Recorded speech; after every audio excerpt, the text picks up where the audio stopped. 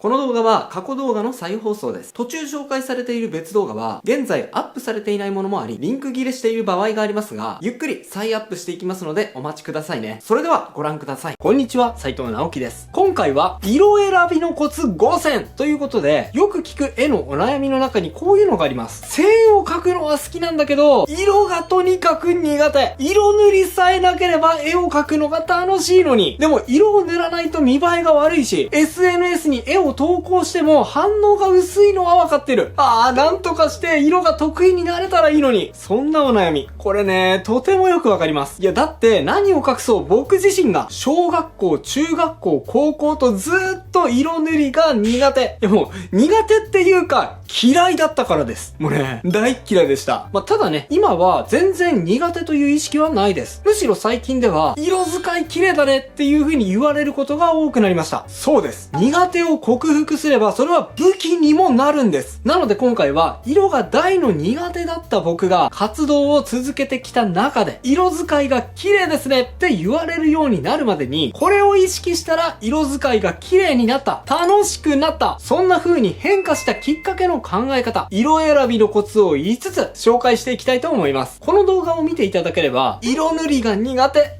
嫌い。そんなあなたも、これを考えるだけで色って綺麗に塗れるんだ。よーし、やってみよう。そんな風に前向きに変化していただけると思います。それでは早速、行ってみましょう。アナロガス配色を覚えよう。では早速、色を塗っていきたいと思います。今回用意した線画はこちらのメイドちゃんです。この線画は僕のピクシブファンボックスから無料でダウンロードできますので、もし一緒に塗っていきたい、もしくは後で好きなように塗ってみたいっていう人はぜひ利用してみてくださいね。商用利用以外であれば SNS 投稿も OK です。でね、色を塗るのが苦手な人ってまず何が苦手かというと、もう出だしからつまずくと思うんですよ。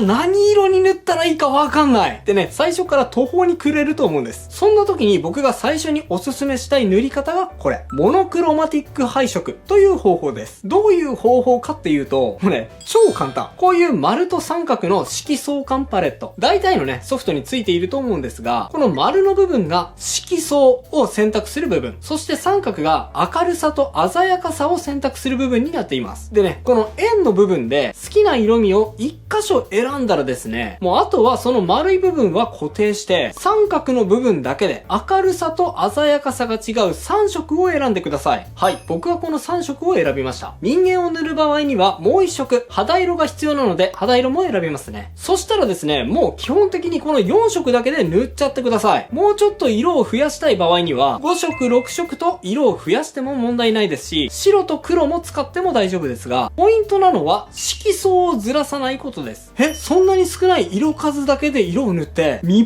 えってするのって不安になる人もいるかもしれませんが、結果を見ていただけると一目瞭然だと思います。一つの色相だけで塗った結果をお見せしますね。はい、こんな感じ。どうでしょう？派手さは特にないですが、全体的にまとまりがあって統一感のあるイラストが完成しました。めちゃめちゃ簡単じゃないですか？結構これだけでも見栄えしますよね。ただね、ちょっとこれだけじゃやっぱり物足りないなっていう人もいると思います。モノクロマティック配色に慣れて少しね、遊んでみたいなっていう人はですね、次のステップに進んでみましょう。それが冒頭でもお伝えしたアナロガス配色です。さっきはね、色相関の1箇所だけを選んで色を選択しましたよね。ですが今回は少しだけ色相をずらして、この辺りの色味だけを使用して色を塗ります。どのくらいずらすかっていうのはね、明確に決まりがあるわけではないですが、色相関で隣り合った色味くらいのイメージで好きな色を選びましょう。さあ、この色の選び方をさっきのアナログマティック配色で塗ったイラストに適用してみると、はい、こんな感じです。具体的にどこを変えていったのかというと、髪の毛、そして目、ネクタイ、あとは細かいですが、爪の部分、ここを少し赤紫色寄りにずらしてみました。これだけでもね、さっきよりも気持ちいい、鮮やかな印象になったのがお分かりいただけると思います。色が苦手だなーっていう人はですね、今紹介した2つの色の考え方、モノクロマティック配色、そしてアナロガス配色の仕方を試してみてください。それだけでも色選びのハードルがぐぐっと一気に下がって、色が塗りやすくなると思います。暖色と寒色を意識しよう。はい。今紹介した色の塗り方が基本なんですが、とはいえですね、似た色だけを使用して色を塗ると、どうしても気になるのが派手さに欠けるっていうことです。色はね、大きく分けて2つに分類することができます。色から感じ取れる熱、色温度という尺度で測った時に、寒く感じる色、寒色、暖かく感じる色、暖色の2つです。さっき使用した色は、その中でも寒色に当たる色なので、全体的に寒々しく、冷たい印象のイラストになりました。これですね、別に悪い意味ではなくて、クールな感じとも言い換えることができると思うんですが、派手かどうかっていう意味で言ったら、そんなに派手さは感じないですよね。さっき紹介した2つの配色は、まとまりやすくはあるんですが、ちょっとだけ単調になってしまうのが難点です。これを解決してくれるのが、コンプリメンタリー配色という色の選び方です。コンプリメンタリー、つまり補色を意識した配色のことです。色相関で言うとこんな感じ。さっきは隣り合った類似色だけを選択しましたが、今度は色相関の反対の色、補色を画面に取り入れましょう。さっきのイラストに適用すると、はい、こんな感じ。いかがでしょうか？さっきよりも華やかさが増して、イラスト全体が派手な感じになったと思います。この派手な印象っていうのはどこから来るのかっていうと、色と色同士のぶつかり合いです。補色同士は色がね、ぶつかり合います。このイラストで言うと、青と黄色は補色関係にありますから、隣り合わせると、ハレーションっていう色同士のぶつかり合いが起こるんです。このハレーションをうまく利用することで、絵に派手さを加えることができるんです。モノクロにした時のコントラストを大事にしよう。はい、ここでですね、もうワンポイント。色選びのコツを付け加えましょう。アナロガス配色を使って統一感を持たせ、コンプリメンタリー配色を用いて、絵に派手さを追加しました。でもなんだろう、なんかいまいち絵が締まらない感じがするな。なんか画面全体が眠たい感じがしちゃうな。そんなこともあると思います。そういう時にはどうすればいいのか。これはですね、十中八九コントラスト差、明暗差が十分についていないことが原因です。なんか締まらないなって思ったらですね、こんな風に一旦グレーに変換してみてください。そうするとですね、ほらほら、こんな風に明るい部分と暗い部分の差が思ったよりもしっかりとついていない場合が多いんですよ。コントラスト差がしっかりついていないと、なんだか締まらない、眠たい印象になりがちですから、この白黒の状態で見た時に、しっかりとコントラスト差をつけることによって、画面全体が引き締まった印象を持たせることができるんです。これで見ると、髪の影の明度差、そして背景の赤色と黄色の明度差、そして服の紺色の部分をもう少し濃くした方が引き締まる感じがしますね。そのように調整してみましょう。そうすると、はい、こんな感じ。さっきと見比べてみると、パキッと引き締まった印象になったのがお分かりいただけると思います。白黒の状態で並べてみるとこんな感じですね。コントラスト差がしっかりついていて、引き締まった印象になったのが、モノクロで見ていると分かりやすいですね。この考え方、取り入れてみてください。たくさん色を使う場合には、明度差のつけすぎに注意しよう。さっきはコントラスト差をつけた方がいい例について紹介しました。次は逆です。コントラスト差を抑えた方がいい例について紹介します。特にこれはですね、色についてより積極的で、比較的男性よりも敏感な女性の方がより注意すべきポイントかもしれません。さっき紹介したコンプリメンタリー配色の考え方を発展させていくと、もっともっとたくさんの補色関係の色を取り込んで、よりカラフルに、そしてより楽しい画面にしたいっていう気持ちが生まれてくる人もいるかもしれません。現在活躍しているイラストレーターさんの作品を見ても、すごくカラフルで色に溢れているような派手なイラストって数多くありますよね。ただそういう作品に憧れて、よーし私もカラフルな作品作るぞってね、意気込んでいろいろな色を盛り込んだ作品を作ってみると、こうなっちゃうことがあります。はい。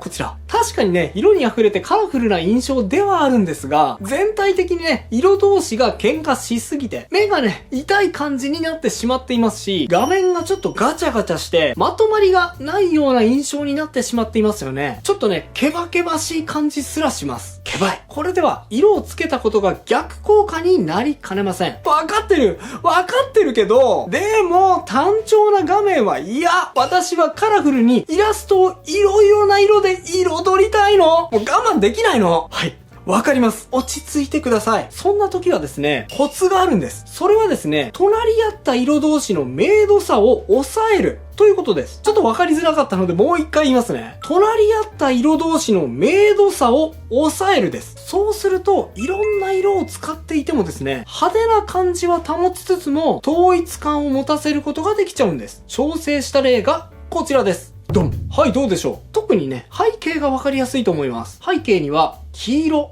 赤、そして青の全く異なった3色が使われていますが、赤と青の明度差が少ないですよね。なおかつ真ん中の黄色い部分にも青いラインと星が入っていますが、ここも明度差が抑えられています。これによってですね、色同士の喧嘩、ハレーションが抑えられて、ガチャガチャした印象がぐぐーんと減るんです。髪の毛のハイライトについても見てみましょう。ここも一緒ですね。さっきは濃い緑になっていましたが、ここを周りと明るさが近い黄色と青色に変更しました。色数は増えたはずなのに、明度差がさっきよりもなくなったおかげで、色が周りに馴染んで違和感が減ったのがお分かりいただけると思います。それと、あえてハレーションを起こして派手な印象にしたい場合もですね、派手な色の面積を減らすことによって違和感も減らすことができます。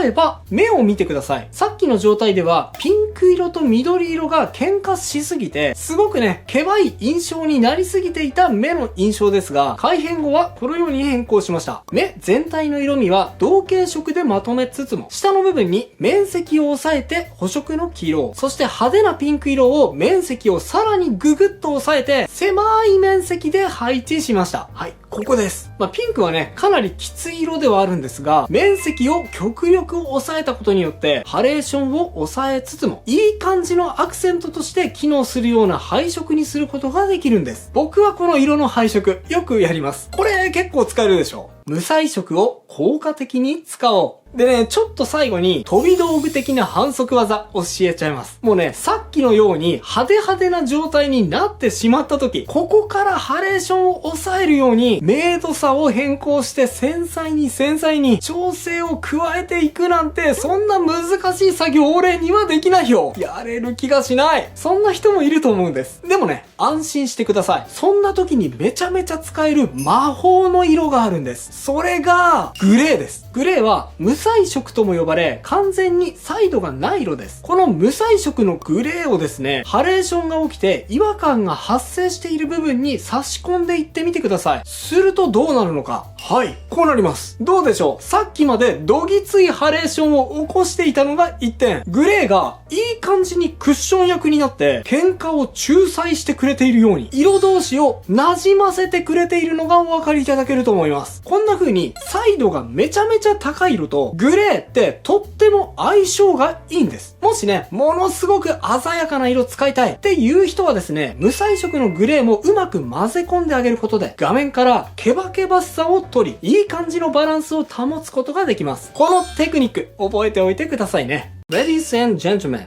thank you for waiting long. Finally, the ebook English version of Fastest Way to Improve Illustration is available. This book is a skills I have gained over the 20 years. I have been a professional illustrator. I'm using the method described here within a short period of 3 months. I was able to change from the genre I have been drawing and I have been able to become a character illustrator. It's easy to understand how to do it point by point, and there are also QR code links for easy access to videos that can help you practice, so you can gain the knowledge essentially and improve your drawing quickly. Your friend might be surprised if your drawing suddenly improves. It also contains many of my actual practice sketches. The price is 2,200 yen. That's roughly $16. You can buy it here on the booth website. Press the top right button to select English. Of course, you can also be purchased from abroad, not only Japan.